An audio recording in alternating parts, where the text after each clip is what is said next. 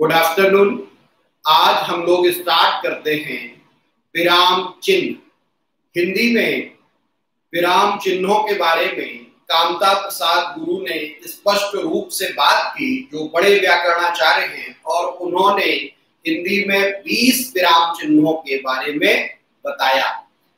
तो आज भी जब हिंदी व्याकरण के नजरिए से विराम चिन्हों पर विचार किया जाता है तो 20 विराम चिन्हों को हम समझने की कोशिश करते हैं या उनको पढ़ते हैं। सबसे पहले मैं आप लोगों का ध्यान इस ओर दिलाना चाहूंगा, अध्यापक होने के नाते जब भी मैं आप लोगों की कॉपियां चेक करता हूं तो विराम चिन्ह में जो शब्द लगा है चिन्ह, ये ज्यादातर गलत लिखा हुआ पाता हूं।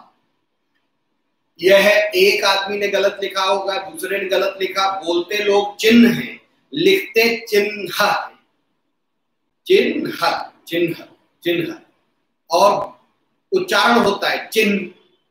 तो चिन्ह लिखा कैसा जाता है, इसके लिए भी दिक्कत होती है। तो पहले हेडिंग पे ही ध्यान दे लीजिए, विराम चिन्ह।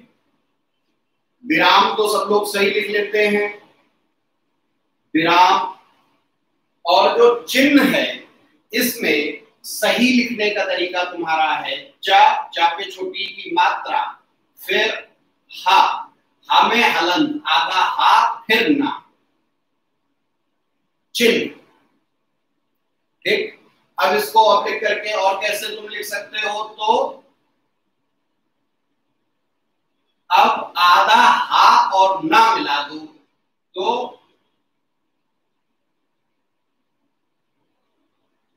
ये हा में आधा ना बन जाएगा, ये सही है। ठीक, विराम चिन्ह। लेकिन जो सामान्यतः लोग लिख देते हैं ये क्या है, गलत। ये आपको नहीं लिखना है। चापे छोटी की मात्रा, फिर आधा ना, फिर हा, तो ये क्या हो जाएगा, चिन्ह। चिन्ह नहीं होता, चिन्ह होता है, चिन्ह। तो चापे छोटी की मात्रा, आधा हा फिर ना। क्लियर हो गया ये कॉन्सेप्ट? सर कैचिंग कब ऑन होगी? अरे कैचिंग कहाँ चक्कर में पड़े हो यार, कोचिंग पूछ रहे हो। कोचिंग कब शुरू होगी ये अभी इस देश में हमारे ख्याल से तो आदरणीय मोदी जी और योगी जी भी नहीं जानते हैं, तो हम कहां से बताएंगे। कोचिंग तब शुरू होगी जब कोरोना थोड़ा निपटने पर आ जाएगा। ठीक, तो जो हमें नहीं पता उसके बारे में हम क्या बात करें। ठीक, हाँ कोचिंग हम समझ गए थे, कैचिंग नहीं, कोचिंग ही पूछ रहे होंगे। लेकिन कोचिंग कब शुरू होगी बेटा किसी को नहीं पता। अभी चल तो रही है, इसे तुम कोचिंग नहीं मान रहे। बिना पैसा लिए पढ़ा रहा हूं तो तुम्हें लग रहा है कि ये कोचिंग नहीं है। अब मैं जुलाई से अगर जो ऑफलाइन कोचिंग ना शुरू हुई तो जुलाई से मैं पैसे लेकर ऑनलाइन पढ़ाऊंगा, तब तुम लोगों को लगेगा कि हाँ अब कोचिंग चल रही है। ठीक है, जुलाई से फीस देने को तैयार हो जाओ। ये फ्री सेवा सिर्फ जून में है। अगर जो जून में ऑफलाइन शुरू हो जाएगी तो हम वहां पढ़ाने लगेंगे, फिर ऑनलाइन पैसे नहीं। और फिर जुलाई से भी अगर वो ऐसे ही पढ़ाना होगा कैमरे पर तो पैसे लेकर पढ़ाएंगे। चलो फिर आ जाओ विराम चिन्ह। आज हमारा विषय है विराम चिन्ह। ठीक, विराम शब्द जिसे कहते हैं, विराम का अर्थ होता है रुकना या ठहरना।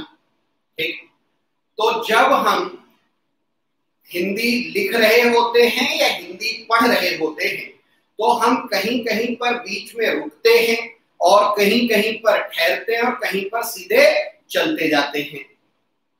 ठीक, यहीं से ये कॉन्सेप्ट पैदा होता है। फिर रुकने और ठहरने के अलावा बहुत सारी चीजें होती हैं जो लिखने में हम पंक्चुएशन की तरह चिन्ह प्रयोग करते हैं। अलग अलग तरह के कई चिन्ह हमारे प्रयोग में आते हैं। अगर जो विराम चिन्हों का प्रयोग तुम्हें पता तो पाठक को, पढ़ने वाले को, और लेखक को, लिखने वाले को अपनी अभिव्यक्त करने की क्षमता बढ़ जाती है और पाठक की ग्राह्य क्षमता बढ़ जाती है, कंसीवेंस बढ़ जाता है। उसको जो समझ में आना है वो ज्यादा बेहतर समझ में आता है। इसीलिए पाठक का भाव बोध सरल, सुबोध और स्पष्ट हो जाता है। अगर जो तुमसे पूछा जाए विराम चिन्हों का प्रयोग क्यों करते हैं, तो विराम चिन्हों का प्रयोग पाठक के भाव बोध को सरल, सुबोध और स्पष्ट करने के लिए करते हैं। ठीक है, अब विराम चिन्ह कौन से प्रयुक्त होते हैं, इनके बारे में तरह तरह की भ्रांतियां हैं, लेकिन सामान्य रूप से मानक रूप में जो मुख्य रूप से 20 विराम चिन्ह माने गए हैं, ये 20 विराम चिन्ह वो स्वीकार लिए गए जो कामता प्रसाद गुरु ने कहे, बड़े व्याकरणाचार्य हैं वो, उन्हीं को हम आज पढ़ेंगे। सबसे पहले एक एक करके हम पढ़ते जाएंगे। नंबर 1, हम सिर्फ उसका चिन्ह बना के बताएंगे ये कैसा बनता है, लिखना तुम्हें। नंबर 1 लिखिए अल्प विराम, अल्प विराम। नंबर 1 अल्प विराम। बीच में जो क्वेश्चन हो वो तुम लोग पूछते जाना, उन्हें मैं क्लियर करता जाऊंगा। अल्प विराम, तो अल्प विराम क्या होता है आप लोग अच्छी तरह से जानते हो, हिंदी में जिसको कॉमा कहते हैं। यहाँ पे तुम लोग बताओगे नहीं, आंसर नहीं दोगे, जो क्वेश्चन हो सिर्फ वो पूछोगे। हम कुछ भी पूछते रहे, आंसर हमें कमेंट में नहीं देना है, क्योंकि तुम गलत दे दोगे तो सबको गलत पता लग जाएगा। तुम्हें उत्तर यहाँ नहीं देना है लाइव क्लास में, सिर्फ मन में सोचना है। ठीक दोस्तों, नंबर 1 लिखाया अल्प विराम। अल्प विराम कैसे लगता है तो मैं बता देता हूं। अल्प विराम, ये आगे ब्रैकेट लगा के लिख लेना, जिससे तुम लोग इंग्लिश में कॉमा कहते हो। ठीक। नंबर 2, अल्प विराम का अर्थ क्या होता है, कहां लगाया जाता है, जहां पर विराम माने ठहरना, अल्प माने थोड़ा, थोड़ा सा ठहरना होता है, वहां पर हम अल्प विराम लगाते हैं। दूसरा लिखिए अर्ध विराम, अर्ध विराम। नंबर 2 अर्ध विराम। अर्ध विराम कैसे लगाया जाता है, आप लोगों ने यूज किया होगा, आप लोग जानते होंगे, फिर भी आप लोगों की मदद के लिए मैं बता दे रहा हूं।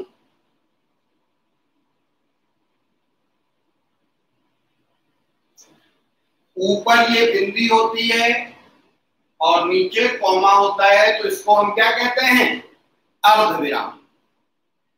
इंग्लिश में इसको क्या कहते हैं, सेमीकोलन।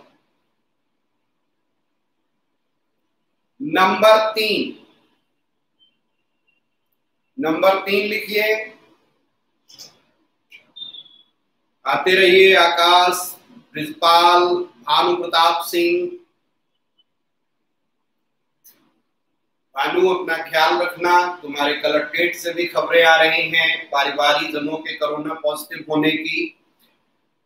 सब लोग मास्क लगाएंगे, सैनिटाइजर यूज करेंगे, अनावश्यक कहीं भीड़ नहीं लगाएंगे, बहुत जरूरी होगा तभी कहीं भी जाएंगे काम के लिए, और दूसरों को भी समझाएंगे। ठीक। नंबर 3, नंबर 3 लिखिए उपविराम, उपविराम। उपविराम कैसा होता है, जो 2 बिंदी लगा देते हैं, जिसे कल वर्णमाला में हमने विसर्ग पढ़ा था, वही हिंदी के विराम चिन्ह में क्या है, उपविराम। अरुणा वेलकम, गुड नून।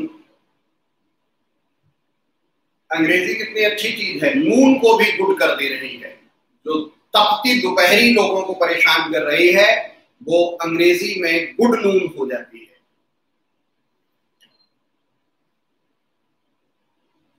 तीनों समझ में आ गए, यहां तक तो क्लियर होगा, आसान है, पता है। नंबर 1 अल्प विराम, कॉमा। नंबर 2 अर्ध विराम। नंबर 3 उपविराम। ये उपविराम का प्रयोग हम ऐसी जगह करते हैं जहां दोनों वाक्य समकक्ष रख के मान्यता दी जाती है, तो उपविराम बीच में लगाते हैं। अर्धविराम कहां पर लगाते हैं, जहां पर दोनों तरफ के शब्द और उनकी क्रिया और उनका वजन बराबर होता है, तो वहां पर हम अर्धविराम लगाते हैं। आओ, बैठो, खेलो, पर शोर मत करो, तो हम क्या लगाएंगे, आओ अर्धविराम, बैठो अर्धविराम, खेलो अर्धविराम, ठीक, पर शोर मत करो, फिर पूर्ण विराम। तो चौथा क्या होता है, 4th पूर्ण विराम। हिंदी का पूर्ण विराम कैसे लगता है, डंडा खींच देते हैं, पूर्ण विराम। ये तो तुम्हें पता थे, आसान है। पांचवा भी बहुत आसान है जो तुम्हें पता है, फिफ्थ। पांचवा क्या है? प्रश्नवाचक चिन्ह। प्रश्नवाचक चिन्ह।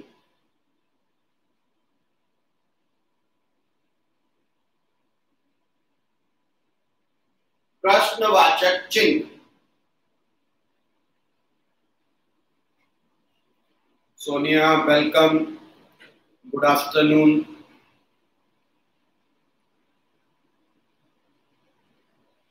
प्रश्नवाचक चिन्ह। फिर 6 छठा कौन सा चिन्ह लगता है? तो इसको कहते हैं विस्मय बोधक चिन्ह। इंग्लिश में इसको क्या बोलते हैं? एक्सक्लेमेटरी साइन, एक्सक्लेमेशन, विस्मय बोधक। जहां पर बहुत ज्यादा आश्चर्य हो वहां पर इस चिन्ह को लगाते हैं, विस्मय बोधक। ठीक है, यहां तक के 6 अभी तक सबको समझ में आ गए। किसी के मन में कोई डाउट हो तो पूछ सकते हो। कुछ लोग बाद में जुड़ रहे हैं, मैं जल्दी जल्दी तुम्हें बताता जा रहा हूं। इसमें किसी का भी कोई क्वेश्चन हो तो वो तुम पूछ सकते हो। सबसे पहला हमने बताया अल्प विराम, फिर हमने बताया अर्ध विराम, फिर हमने बताया उप विराम, फिर हमने बताया पूर्ण विराम, फिर हमने बताया प्रश्नवाचक चिन्ह, फिर हमने बताया विस्मय बोधक चिन्ह, एक्सक्लेमेटरी साइन। और शुरू में हमने बता दिया कि चिन्ह कैसे लिखा जाता है। जो ये वाला चिन्ह तुम लोग लिखते हो ये गलत होता है। हा आधा होता है, ना पूरा होता है चिन्ह। तो हा पहले आएगा आधा, तो या तो ऐसे चिन्ह लिखोगे या ऐसे लिखोगे। इतनी बात अभी तक हम लोगों की हुई है।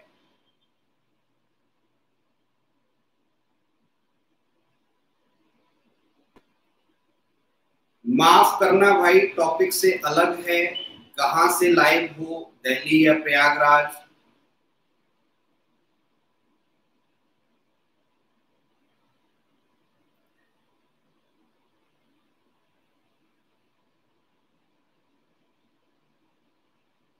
उपचिन्ह तो बेटा मैंने कोई नहीं बताया। एक तो ये टॉपिक से अलग है, ये किस टॉपिक से अलग है? आप किस टॉपिक के लिए यहाँ जुड़े हैं ये आप स्पष्ट कर दें। IAS, only IAS.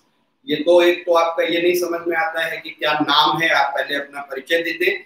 और दूसरी चीज, ये विराम चिन्ह हिंदी का ही टॉपिक है, सामान्य हिंदी में आता है और इसकी लोगों को कोई जानकारी नहीं होती है, इसलिए ये बच्चों को बताया जा रहा है। आपके काम का नहीं है, आप क्लास छोड़ के जा सकते हैं। पहले तो आप अपना परिचय दे दें, आगे कोई भी कमेंट करने से पहले या देखने से पहले। और चैनल के बारे में आपको सारी सूचनाएं आप वहां देख लें। दूसरा बेटा ये पोगो सर, एक बार उपचिन्ह, उपचिन्ह नहीं बताया मैंने क्या बताया? अल्प विराम, अर्ध विराम, उप विराम। ठीक, विराम, प्रश्नवाचक, विस्मय बोधक। अब हो सकता तुम्हारा उप विराम पूछने का। हाँ, उप विराम आ गया। ठीक, उप विराम और अर्ध विराम ये दो तुम्हें कंफ्यूज कर रहे हैं। इनका अंतर उदाहरण लिख के समझ लो। सबसे पहले लिख लो तुम अर्ध विराम। अर्ध विराम क्या होता है? पूरी परिभाषा लिखा दे रहा हूं जिससे हमेशा के लिए तुम्हें स्पष्ट हो जाएगा।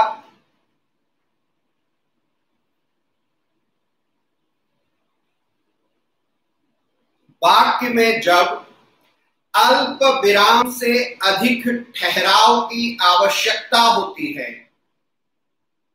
वाक्य में जब अल्प विराम से अधिक ठहराव की आवश्यकता होती है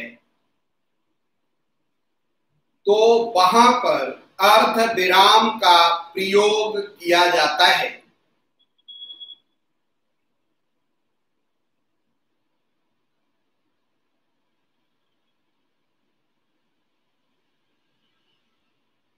इसी वाक्य में जब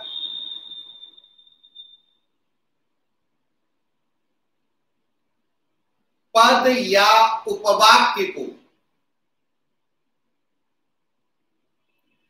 किसी वाक्य में यदि पद या उपवाक्य को एक दूसरे पर आश्रित प्रदर्शित करना होता है तो हम अर्धविराम का प्रयोग करते हैं। तो हम अर्धविराम का प्रयोग करते हैं।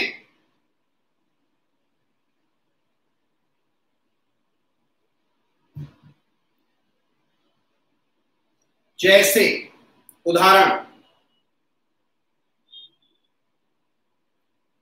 में लिख लीजिए, अभी जो बताया था आसान है समझने के लिए। आओ अर्धविराम, बैठो अर्धविराम, खेलो अर्धविराम, पर शोर मत करो।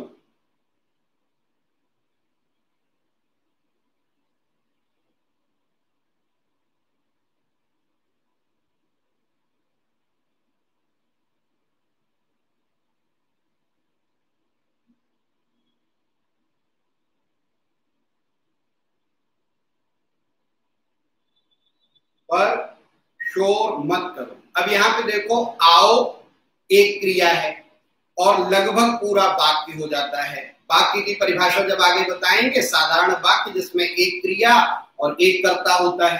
कर्ता यहाँ पे सब में कॉमन है। कर्ता क्या है?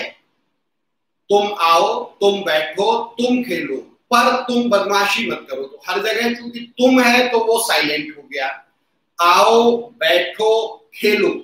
अब आओ एक लगभग वाक्य की तरह है, लेकिन एक शब्द है तो इसको उपवाक्य हम कहते हैं। आओ, बैठो, खेलो, पर शोर मत करो। तो यहां पर अर्धविराम का प्रयोग होता है। अब नीचे लिखो उपविराम। उपविराम किसे कहते हैं?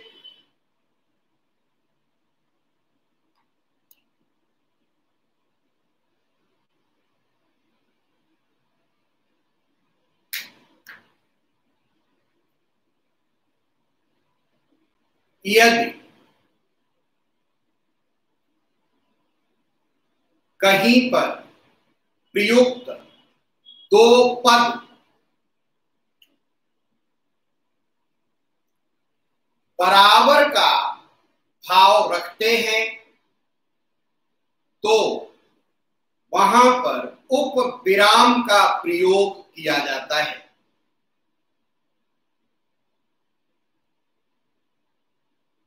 जैसे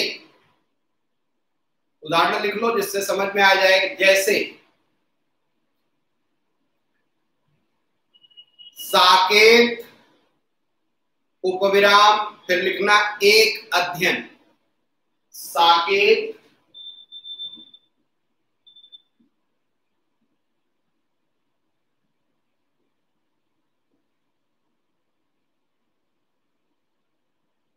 साकेत एक अध्ययन। कामायनी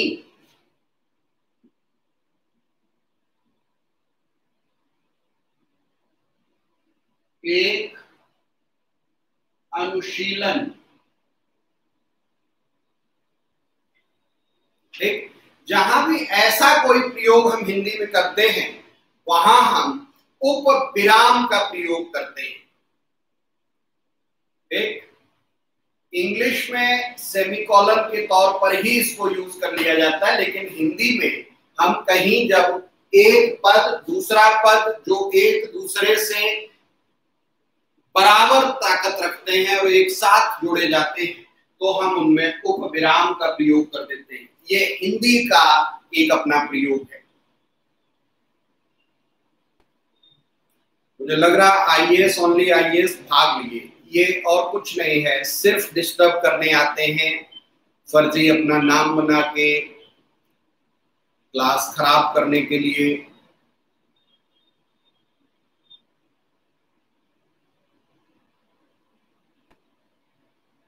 क्लियर हो गए यहां तक के 6। अब हम आगे बढ़ते हैं। यहां तक किसी को कोई क्वेश्चन हो तो पूछ लो। नंबर 7, उद्धरण चिन्ह या अवतरण चिन्ह। उद्धरण चिन्ह या अवतरण चिन्ह।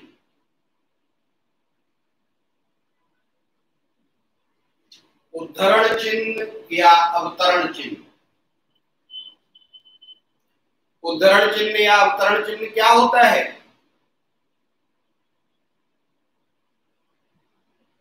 हाँ बेटा, ठीक लिखा है तुमने, आओ बैठो खेलो पर शोर मत करो। तो ये बिल्कुल सही अब लिखा गया है, तुम आओ, तुम बैठो, तुम खेलो और तुम शोर मत करो, बिल्कुल सही है।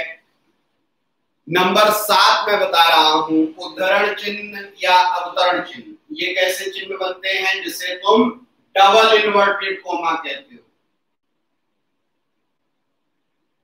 ठीक, इन्वर्टेड कोमा जो होता है यही तुम्हारा उद्धरण चिन्ह या अवतरण चिन्ह होता है। अब इसमें तुम लोगों ने देखा होगा कि कहीं कहीं डबल इन्वर्टेड कॉमा यूज होता है, कहीं कहीं सिंगल इन्वर्टेड कॉमा यूज होता है। इन दोनों का क्या मामला है, जानते हो तो अच्छी बात है, नहीं जानते हो तो याद कर लो। डबल इन्वर्टेड कॉमा हम तब यूज करते हैं जब किसी भी कही हुई बात को जो दूसरे ने कही है और ज्यों की त्यों कहीं हम अवतरित करते हैं या उद्धरित करते हैं। जैसे हम कहते हैं कि महात्मा गांधी ने कहा, ठीक, करो या मरो, तो हम डबल इन्वर्टेड कोमा लगाएंगे। लेकिन महात्मा गांधी ने विकास की प्रक्रिया के लिए कहा कि हमें पश्चिम के विकास के ढांचे को नहीं अपनाना चाहिए, हमें अपना एक अलग ढांचा प्रस्तुत करना चाहिए, तो इस बात को हम कैसे दिखाएंगे? Single inverted coma.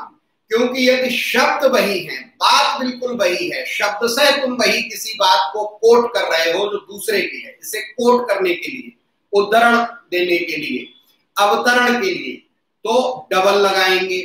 यदि शब्द से वही है और सेंस वही है, बात वही है, शब्द बिल्कुल वही नहीं है, तो सिंगल लगाएंगे। बस ये अंतर होता है, ये इसलिए बता दिया कि तुम्हें पता रहे कि सिंगल इन्वर्टेड कॉमा और डबल में क्या अंतर है।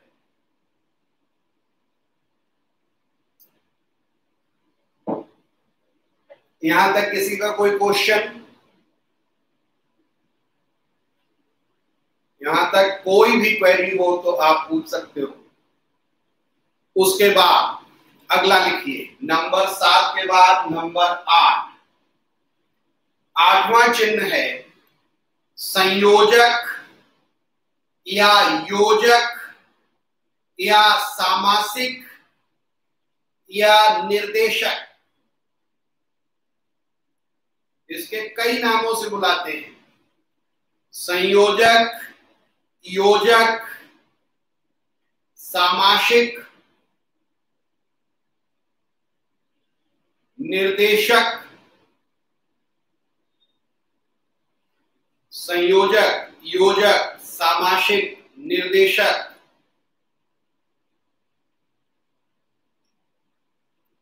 कौन सा चिन्ह होता है? तो तुम लोग इसे बहुत अच्छे से जानते हो, इसे कहते हैं डैश। डैश का यूज खूब करते हो ना, डैश डैश डैश, इंग्लिश में बड़ी आसानी से जानते हो। हिंदी नाम भी ले दिया जाए तो कंफ्यूज हो जाते हो। यही तुम्हारा क्या है? योजक, संयोजक, सामासिक, निर्देशक। 9, अगला लिखो, 9 नंबर,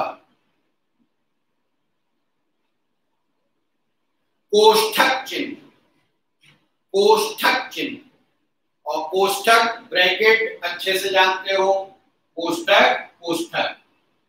लेकिन 9 में ही कोष्ठक में 9A 9B भी लिख सकते हो, ये एक कोष्ठक होता है। फिर हिंदी में इसको कहते हैं सर्पाकार कोष्ठक। ठीक, गणित में इसको तुम मझला कोष्ठक कहते हो, ये छोटा कोष्ठक। फिर एक आता है वर्गाकार कोष्ठक,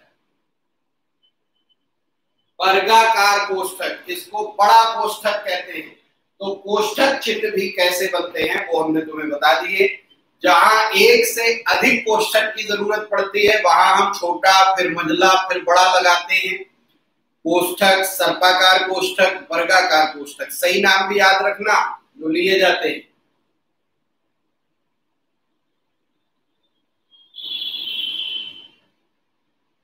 ठीक, यहां तक कोष्ठक तो तुम लोग जानते हो। अगला लिखिए 10, आर्टिकल 10। अगला पॉइंट, इसको कहते हैं पुनरुक्ति चिन्ह। पुनरुक्ति चिन्ह, पुनरुक्ति चिन्ह क्या होता है? पुनरुक्ति, पुन माने पुनः, रुक्ति पुनर्धन उक्ति। तो पुनर् पुनः और उक्ति, जो बात कही गई है, कोई बात जो ऊपर कही गई है वही बाद में फिर कही जाती है तो हम पुनरुक्ति कहते हैं। किसका यूज पूछना है बेटा आयुष? कोष्ठक का, ब्रैकेट का तो यूज तुम जानते ही हो। योजक संयोजक, रात दिन, राजा रानी, और ये बता ही दिया तुम्हें किसी की बात को जब हम कहीं लिखते हैं करो या भरो, हमने उदाहरण दे दिया। कौन सा उदाहरण नहीं समझ में आया? कोई स्पष्ट पूछ लो, मैं बता दूंगा। ठीक, पुनरुक्ति क्या है? पुनरुक्ति ये वाला खूब यूज करते हो। जैसे कहीं लिखा आटा 5 किलो, दाल 2 किलो, तो दाल आटा 5 केजी, दाल 2 लिख के जो ये बना देते हो, यही क्या है? पुनरुक्ति। नीचे 2 लाइनें ऐसे कर देते हो, 2 कॉमा मिला के लगा देते हो, यही तुम्हारा हो जाता है पुनरुक्ति। कोष्ठक के जो पार्ट है ये बेटा सर्पाकार और वर्गाकार कोष्ठक, जैसे हमने कोई भी बात लिखी उसको जब हम लिखते समय जुड़ी हुई उससे कोई छोटी सी बात जो मुख्य भाषा में नहीं आ रही तो हम यहाँ पे लिख देते हैं एक कोष्ठक से। जब हमें लगता है कि नहीं, एक जगह एक कोष्ठक लग चुका है और नीचे हमने जाके चिन्ह जहाँ फुटनोट होता है वहां हमने इस कोष्ठक की बात स्पष्ट की, तो दूसरा कोष्ठक, अब आजकल तो टाइपिंग में सिर्फ फुटनोट नंबर से यूज होने लगे, पहले इनका हिंदी में ज्यादा यूज होता था। तो दूसरी बात जब हम लिखेंगे तो यही कोष्ठक लगाएंगे तो कंफ्यूज हो जाओगे, इसलिए दूसरी जगह जहां कोष्ठक की जरूरत पड़ेगी तो हम सर्पाकार लगा देंगे। फिर मान लो तीसरी जगह भी जरूरत पड़ी तो हम वर्गाकार लगा देंगे। इसलिए अलग अलग तरह के ये 3 कोष्ठक रहे। मैथ में इनका अलग अलग मामला होता है कि पहले बड़ा कोष्ठक टूटेगा, फिर मंझला टूटेगा, फिर वो टूटेगा। हिंदी में जब फुटनोट नहीं नीचे देते थे तो हम कोष्ठकों के सारी बात को स्पष्ट करते थे और अलग अलग कोष्ठक, कंफ्यूजन न हो इसलिए इनको बदल कर लगाते थे। आयुष आ गया समझ में? ओके गुड बेटा। पुनरुक्ति, जब ऊपर की बात नीचे लिखते हैं, बता दिया 5 किलो 4 किलो 6 किलो तो हम पुनरुक्ति। अगला लिखो 11, लाघव सूचक चिन्ह। लाघव चिन्ह या संक्षेप सूचक चिन्ह। लाघव, लाघव चिन्ह ये भी तुम लोग जानते हो, खूब लगाते हो इसे। कहां पर? हर जगह। जैसे डॉक्टर, तो डॉक्टर लिख के पीछे ये जो बिंदी लगा देते हो, जैसे यहां तुम्हें दिखा दे रहा डॉक्टर, और ये तो जो ये छोटी सी बिंदी लगा रहे हो पीछे, ये लाघव सूचक है। लाघव सूचक इसको क्यों कहते हैं? एप्रीविएशन का चिन्ह होता है ये। एप्रीविएशन, किसी चीज को छोटा करके लिखना, तो वहां भी ये लाघव चिन्ह। अगला लिखो 12 में लिखो लोप चिन्ह या वर्जन चिन्ह, इलिमिनेशन साइन। लोप चिन्ह या वर्जन चिन्ह।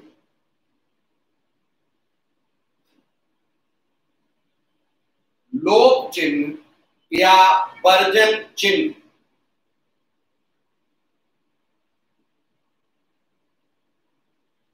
लोप चिन्ह या वर्जन चिन्ह क्या होते हैं?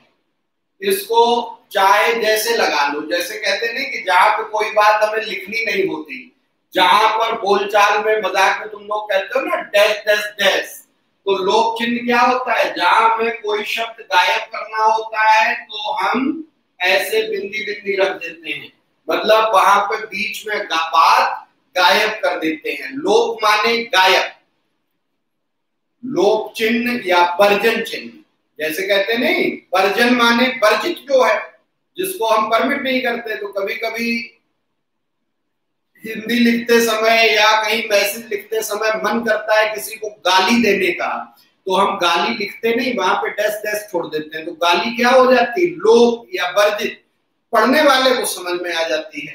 तो लोप चिन्ह या वर्जन चिन्ह, ये भी कामता गुरु ने बताया है।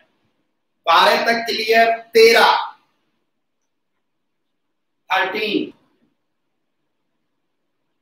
इसको कहते हैं 13 पाद चिन्ह। पाद चिन्ह, और पाद चिन्ह क्या होता है तुम लोग बहुत अच्छे से जानते हो, जिसको कहते हैं अंडरलाइन। जो किसी शब्द या वाक्य में हम नीचे लाइन खींच देते हैं किसी शब्द के या किसी वाक्य के, तो वो क्या होती है, पाद चिन्ह। सही नाम जान लो, हिंदी पढ़ रहे हो तो हिंदी में ये क्या है ये पता हो, नहीं तो बहुत लोग यही कहेंगे ये सब सिलेबस में है ही नहीं, क्योंकि उन्हें खुद नहीं आता है तो वो दूसरे को भी बता देंगे कि ये तो कोई सिलेबस की चीज ही नहीं है। लेकिन अगर जो कहीं तुम कहो कि मुझे हिंदी आती है, ठीक है, विदेश में जाओ, किसी पढ़े लिखे आदमी के साथ बैठो और उससे कहो मुझे हिंदी आती है, तो वो तुमसे कहेगा अच्छा हिंदी ठीक से आती है, हाँ साहब ठीक से आती है, तो जरा हिंदी के कुछ चिन्ह ऐसे हैं जो मुझे नहीं पता है, क्या आप इन्हें मुझे बताएंगे? तब आप कह दो नहीं ये तो हिंदी के सिलेबस में नहीं है। ठीक दोस्तों, तो यही वो कहानी है जो अभी ऊपर सज्जन लिख रहे थे कि ये तो सिलेबस में ही नहीं, इसका तो टॉपिक से कोई लेने ही देना नहीं, कहाँ है। लेकिन उन्हें पूछो पाद चिन्ह क्या है, नहीं पता। अगला लिखो, पाद चिन्ह के बाद 14 नंबर, 20 बताएंगे पूरे। इसको कहते हैं प्लुत चिन्ह। अब प्लुत से वही याद करना, क्या जो तुम्हें पढ़ा कर आए हैं, कहां पर, स्वर पढ़ाते हुए। जब किसी स्वर को हम दीर्घ स्वर से अधिक उच्चरित करते हैं, त्रिमात्रिक या उससे अधिक मात्रा में जब किसी स्वर का उच्चारण करते हैं, तो हम उसको प्लुत कर देते हैं। तो प्लुत चिन्ह, प्लुत चिन्ह को ही दूसरा नाम क्या देते हैं, प्लुत चिन्ह या दीर्घोच्चारण चिन्ह। प्लुत चिन्ह या दीर्घोच्चारण चिन्ह, ये क्या होता है, ये बेसिकली 3 की तरह लिखा जाता है। एक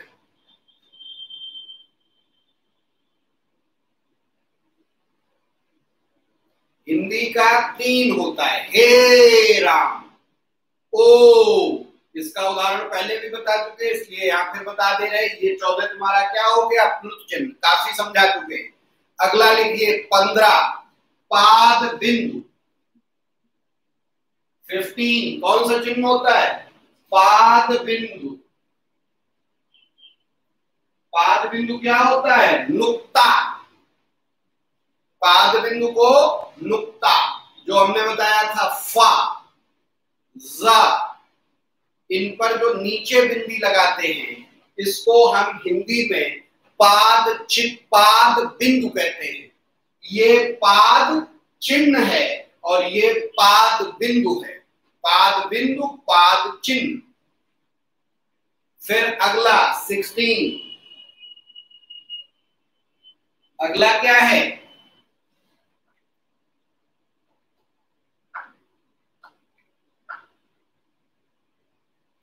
हंस पद चिन्ह।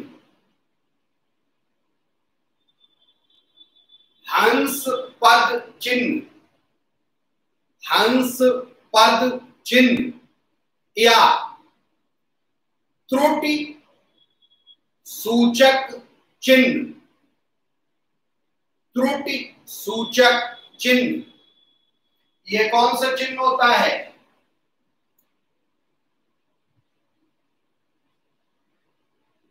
ऐसे लगाए हो कभी, जैसे तुमने लिखा राम ने रावण को तीर से मारा, अब राम ने रावण को छूट गया, राम ने रावण तीर से मारा, फिर तुम्हें याद आया को, तो तुमने नीचे ऐसे चिन्ह लगाया, ऊपर जाके को लिख दिया।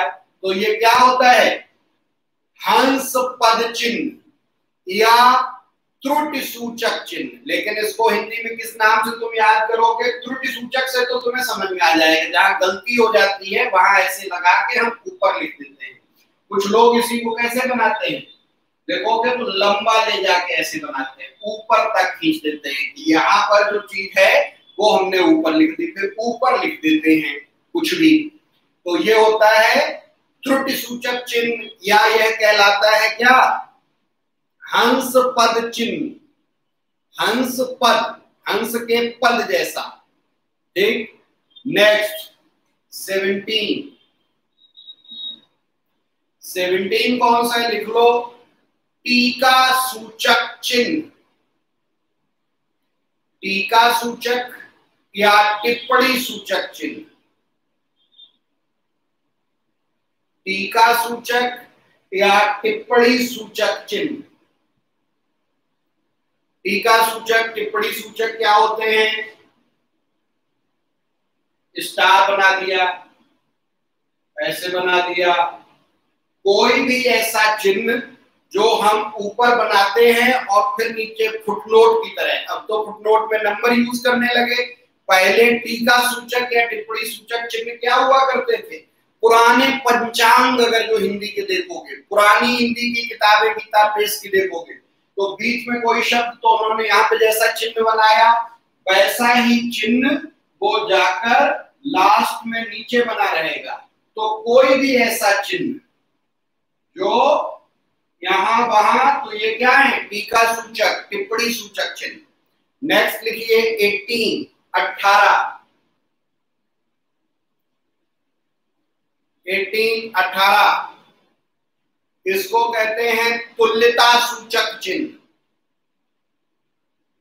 इक्वालिटी इंडिकेटर, तुल्यता सूचक चिन्ह। तुल्यता सूचक चिन्ह क्या है, तुम लोग खूब जानते हो, बराबर। बराबर, इक्वल जिसे कहते हैं भाई हिंदी में, वर्णमाला में, पंचुएशन में हम क्या कहते हैं, तुल्यता सूचक चिन्ह। 19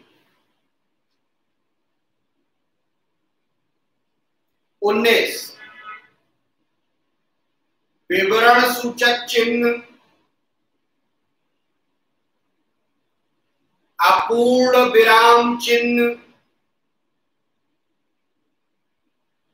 या न्यून विराम चिन्ह।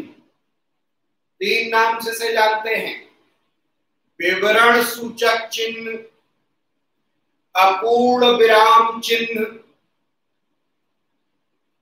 न्यून विराम चिन्ह।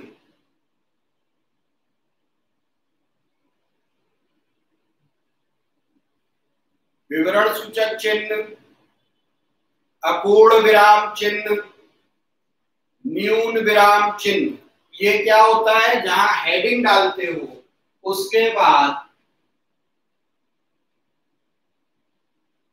कॉलन और डैश। कॉलन डैश ये चिन्ह जो बनता है ये तुम्हारा क्या है, विवरण सूचक चिन्ह। ठीक, अपूर्ण विराम चिन्ह, न्यून विराम चिन्ह। ठीक, हेडिंग जहां डालते हो, प्रयोग के लिए तुम्हें बता दिया, वहां तुम इसे लगाते हो। नेक्स्ट 20 और लास्ट। लास्ट कौन सा चिन्ह है, समाप्ति सूचक चिन्ह। समाप्ति सूचक चिन्ह, समाप्ति सूचक चिन्ह। और ये कई तरह से बनता है, जहां तुम पिछली हिंदी की किताब है, रामायण महाभारत या कोई भी ऐसी किताब देखोगे, उसमें जब जाके लास्ट में अध्याय खत्म होता है तो वहां पर यही समाप्ति सूचक चिन्ह लगता है। कैसे लगता है,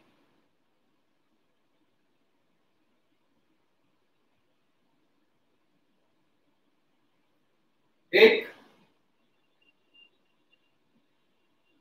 कोई भी चीज जहां खत्म कर रहे होते हैं, या तुम देखोगे ये ऐसे भी लगता है, बड़ी लाइन, उससे छोटी लाइन, उससे छोटी लाइन, उससे छोटी लाइन, विराम, समाप्ति सूचक चिन्ह। जहां पर अध्याय समाप्त हो रहा होता है, खत्म हो रहा होता है, वहां पर कहते हैं समाप्ति सूचक चिन्ह। ठीक है, ये कुल मिलाकर 20 के 20 विराम चिन्ह मैंने आपको बता दिए, साथ में इनके नाम लिखवा दिए। अब आप लोगों के जो भी क्वेश्चन हैं वो आप लोग हमसे पूछ सकते हैं। किसी का जो भी क्वेश्चन है, कोई भी क्वेश्चन आप लोग पूछना चाहते हो पूछ लो। बहुत लोग तुम्हें यही कहेंगे ये कहाँ हिंदी का सिलेबस है, लेकिन दोस्तों इन्हें तुम्हें जानना, इनके प्रयोग होना, हमने पहले ही बताया विराम चिन्हों का प्रयोग क्यों किया जाता है। विराम चिन्हों का प्रयोग पाठक के भावबोध को सरल, सुबोध और स्पष्ट करने के लिए किया जाता है। 20 के 20 क्लियर हैं? किसी का कोई क्वेश्चन हो तो आप लोग पूछ सकते हो। हमने अभी तक सामान्य हिंदी पे बातचीत करते हुए आपको वर्णमाला ठीक से समझाई है, और वर्णमाला के पश्चात आज हमने आप लोगों को विराम चिन्ह बताए हैं। इसके बाद अगले क्लास में कल हम लोग क्या शुरू करेंगे? हाँ, क्वेश्चन पूछो बेटा, जो भी प्रश्न है, जो भी नहीं समझ में आया पूछते रहो। कल हम तुम लोगों के साथ शब्द पर बात शुरू करेंगे। अभी हमने वर्ण पढ़ाए हैं, फिर शब्द पढ़ाएंगे।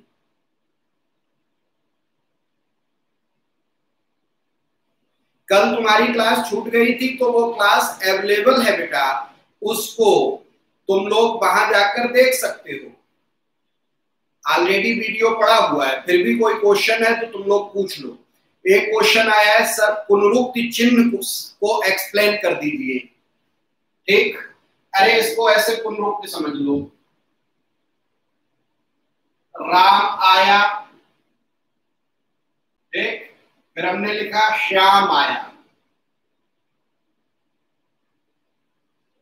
ठीक, तो राम आया, आया ही पुनरुक्ति है, तो हमने क्या श्याम आया न लिखकर ये दो लाइनें खींच दी। ठीक, या जैसे सीता बाजार जा रही है, गीता स्कूल जा रही है। अब जा रही है में हमने जा रही न लिखकर ऐसे करके ये चिन्ह बना दिया, तो ये तुम्हें समझ में आ जाएगा। आ गया बेटा? क्लियर हो गया पुनरुक्ति चिन्ह? फिर भी ना हुआ हो तो फिर पूछो। अयोग वाला तुम क्लास देख लो। एक कोई क्वेश्चन आया है जो कि हमें वहां जाकर देखना पड़ेगा, तुम लोग ऐसा भेजते हो जो यहाँ आना पड़ता है।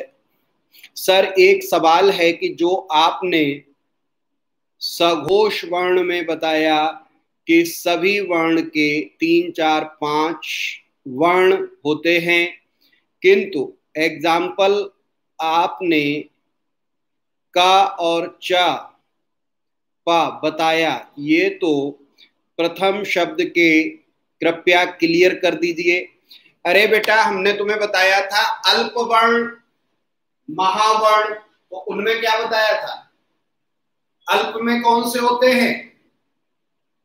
पहला, तीसरा, पांचवा। महाप्राण में कौन से होते हैं? दूसरा, चौथा। फिर घोष और सघोष, अघोष और सघोष। अघोष में कौन कौन से होते हैं? पहला, दूसरा। ठीक, और सघोष में कौन से होते हैं? सघोष में तीसरा, चौथा, पांचवा। अगर तो बताने में भी दिक्कत हो गई तो आप ऐसे सही कर लीजिए। ठीक, आ गया sir? Yes sir, yes sir. न और अंक का अंतर बता दीजिए। न, ये जो अयोगवा है, अनुस्वार है, वो स्वर और व्यंजन दोनों है, तो जो अनुस्वार तुम्हारा है वो स्वर पर आएगा, लेकिन जो न है यह तुम्हारा, जब संधि पढ़ाएंगे तब और क्लियर होगा, यह तुम्हारा कभी भी स्वर के ऊपर नहीं लगेगा। ठीक, ये व्यंजन की तरह लगेगा, और इसके बाद आगे आधा ना तुम पूछ रहे हो तो इसके आगे हमेशा कोई दूसरा व्यंजन जुड़ जाएगा। तो अयोगवा जो है वो अलग है। ठीक है। 16 नंबर किसी ने पूछा था, ये हंस पर चिन्ह लिखते समय कोई गलती रह जाती है तो ये चिन्ह लगाकर हम ऊपर लगा देते हैं। सर जो comma, question mark, exclamation mark, colon, semicolon Hindi भाषा के इंग्लिश में लिए गए हैं क्या? ऐसा नहीं होता बेटा। दुनिया की हर भाषा अपनी अपनी समाज से पैदा होती है, तैयार होती है। कोई भी भाषा किसी और से कुछ नहीं लेती है, ठीक। फिर है उदाहरण, अवतरण चिन्ह का एग्जाम्पल लिखवा दीजिए सर प्लीज।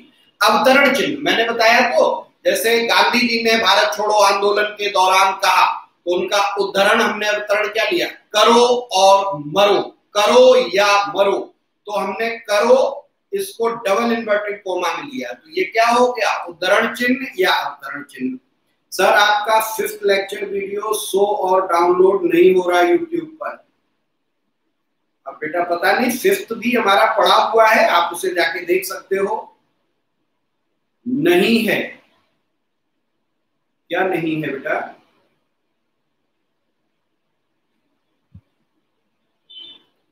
नैना 3 4 5। मैं क्लियर नहीं हो पा रहा तुम लोग क्या पूछ रहे हो। हाँ सर शो नहीं है। चलो मैं 5th वाला एक बार देख लेता हूं। वैसे तो हमें शो कर रहा था लेकिन नहीं होगा, कोई प्राइवेसी लग गई होगी तो अभी मैं हटा दूंगा, आप लोग देख लेना। लाइव में नहीं, अपलोडेड में अब वीडियो तुम्हें दिख रहे हैं। अभी मैं एक बार फिर देख लूंगा। Sir please check WhatsApp. WhatsApp यार एक साथ क्या क्या चेक कराओगे तुमने?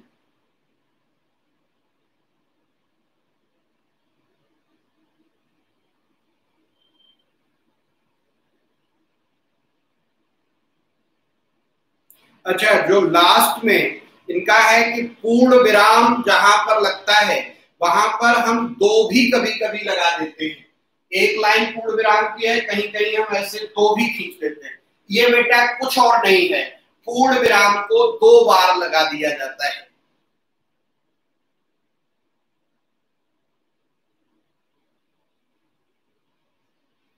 ठीक, क्लियर यहां तक? किसी का और कोई क्वेश्चन तो आप पूछ सकते हो। विराम चिन्ह को आज समझ लो। कल के क्लास में हम तुम लोगों के साथ जब 2 बजे जुड़ेंगे तो कल हम तुम्हें शब्द पढ़ाएंगे। शब्द किसे कहते हैं, शब्द की परिभाषा क्या होती है, फिर शब्द के प्रकार क्या होते हैं, किन किन आधारों पर शब्दों को बांटा जाता है। और सामान्यतः जो सस्ती किताबें तुम लोग बाजार में देखते हो उसमें इस तरह के भी बंटवारे मिलेंगे, सार्थक शब्द, निरर्थक शब्द। यह अपने आप में बहुत बड़ा ब्लंडर है। निरर्थक शब्द होता ही नहीं है, या तो शब्द शब्द होता है नहीं तो नहीं होता है, निरर्थक शब्द नहीं होता। ठीक। फिर शब्दों के प्रकार अलग अलग आधारों पर, रचना के आधार पर, प्रयोग के आधार पर, उन सबको। दंत और दंत में सही कौन सा है? दोनों सही है। ठीक, कोई दोनों में लिखने में अंतर नहीं है। मानक हिंदी के अनुसार दोनों सही है। अब आप पूछो दोनों क्यों सही है, तो हम अब आधे ना को अनुस्वार के रूप में ऊपर चिन्ह की तरह लगा देते हैं। ठीक, दंत दोनों सही है। मानक हिंदी में कंप्यूटरीकरण के बढ़ावे के कारण अनुस्वार चिन्ह को भी आधे ना की मान्यता दे दी गई है। ये नया मानकीकरण है जिसमें दोनों को सही मान लिया गया। ठीक बेटा आकाश। पूर्ण विराम 2 डंडा लगा लगता, ये 1 डंडा सर, बट इसका ही क्या सर? अरे बेटा एक लगाया जाता है लेकिन कहीं पे हम प्रदर्शित करने को, उसको उभारने के लिए 2 लगा देते हैं। किताबों में तुम्हें कहीं 2 नहीं मिलेंगे, गजल में, कविता में, शेर में, वहां पर। ठीक, पूर्ण विराम 2 डंडा हो गया सर। जरूर 5th लेक्चर को देखिएगा, वो शो नहीं हो रहा है प्लीज। अभी ठीक कर दूंगा बेटा, अभी देखता हूँ, लाइव खत्म होने के बाद कर दूंगा। यहाँ तक ठीक है? किसी का कोई क्वेश्चन हो तो आप पूछ लो, बाकी तो सेटिंग में बदल दूंगा। व्हाट्सएप पे आप लोग बता दिया करो।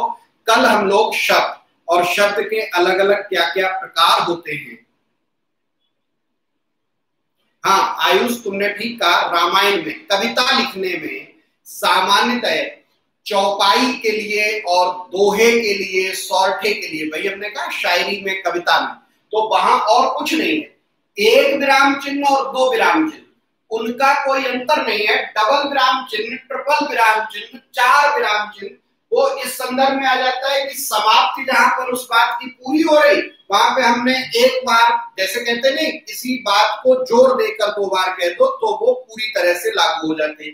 तो विराम चिन्ह को डबल करके हम इस बात की घोषणा कर देते हैं कि अब हमारी ये बात पूरी हो गई। ठीक, तो वो कविता में, शेर में मिलेगा, सामान्यतः किताबों में कहीं नहीं मिलेगा जहां हम गद्य पढ़ते लिखते हैं। कविता को उभारने के लिए, कविता की स्पष्टता के लिए और कुछ नहीं है। बच्चे ने ये पूछा था ये कौन सा चिन्ह है, तो ये और कोई चिन्ह नहीं, डबल विराम चिन्ह, बस। क्लियर यहां तक? कोई और क्वेश्चन हो तो आप लोग पूछ सकते हो व्हाट्सएप पे। आगे कल हम लोग शब्द के बारे में जानेंगे, शब्द के प्रकार के बारे में जानेंगे और शब्दों पर डिटेल बातचीत कल हमारी होगी। शब्द के बारे में जरूरी क्लास होगा। कल फिर 2 बजे मिलते हैं। अभी के लिए शुक्रिया, धन्यवाद। कल 2 बजे हिंदी के लिए और अभी 4 बजे पॉलिटी के लिए, स्वतंत्रता के अधिकार के लिए।